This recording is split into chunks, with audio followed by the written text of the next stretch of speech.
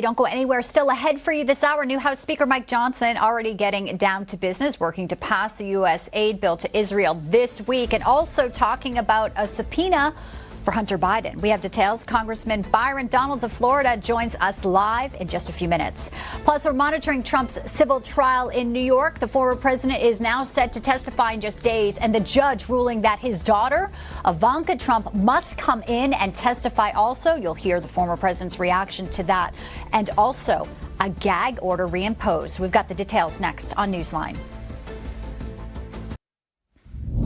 It's going to be a very busy week. House Speaker Mike Johnson says that the stand-alone Israel aid bill should be passed on the House floor this week. Johnson believes the U.S.'s aid to Israel needs immediate attention. President Joe Biden has also called on Congress to give aid to Israel, but they did try to link it to Ukraine funding as well. Let's bring in now Congressman Byron Donalds of Florida. Byron is also on the House Oversight Committee, which has been busy despite the speaker race. Good to see you, sir. Good to see you. First, let's talk about the funding for Israel. Obviously, there's a measure, the House reconvening, I believe, on Wednesday to pass this. You know, still outrageous. A lot of people say that there are 9 who voted against condemning Hamas. Like, that is the bare minimum threshold there. How do you think the aid resolution will go this week? I totally believe that the aid resolution to Israel is going to pass. We are also going to make sure that it's paid for.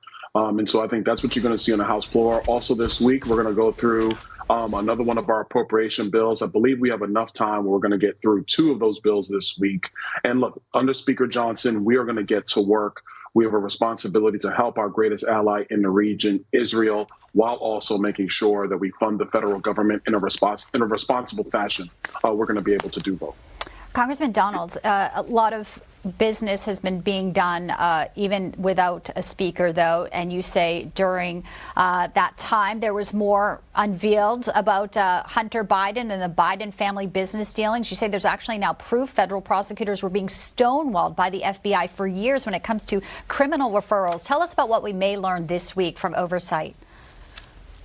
Well, actually, what we've learned now from the Judiciary Committee in their testimony that they received last week was that there were at least more than 10 times when special federal prosecutors, I want to make sure I use the right language here, when federal prosecutors in the Pennsylvania district were stopped from looking into issues of the Biden family business dealings. They were stopped by people at the FBI headquarters in D.C. and at Main Justice. So that's now been revealed. We also now see a check paying Joe Biden directly from his brother, James Biden. Most people are focused on Hunter Biden, and they should. But James Biden has been involved in the Biden family scheme this entire time. So the check that was actually released last week demonstrates the flow of $200,000 from James Biden to Joe Biden, referencing a loan repayment. Well, one of the key ways that laundering money actually occurs or evading taxes occurs is when you treat them as loan repayments and not just as payments. So the key questions now are, where are the loan documents from Joe Biden to his brother Jim to demonstrate a need for a $200,000 repayment? Our investigation is going to continue. We're going to get to the bottom of this and hold this administration accountable. And I have about 20 seconds, Congressman Donalds, but here we have Joe Biden and a war in Israel. There's messaging that many say is just completely insulting to Israelis. We have college campuses spreading anti-Jewish, anti-Semitism. And in addition to the Hunter and to the Biden family business, what's your message to this administration as you know the work that's ahead and what you plan to unveil?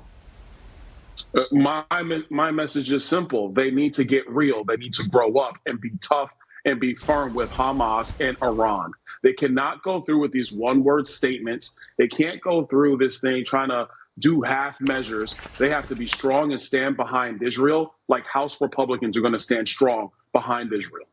Congressman Byron Donalds of Florida, thank you, sir. Good to see you. Thank you.